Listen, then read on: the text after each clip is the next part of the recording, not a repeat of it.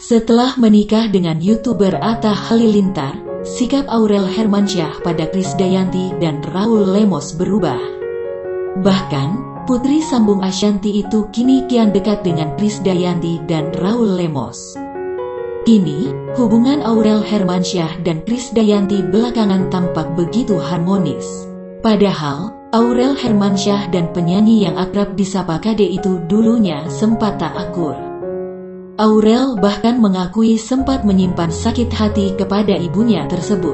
Kendati demikian, semuanya berubah setelah Atta Halilintar membuka mata hati Aurel. Aurel lantas mengakui bahwa Atta Halilintar berjasa besar atas hubungan baik tersebut.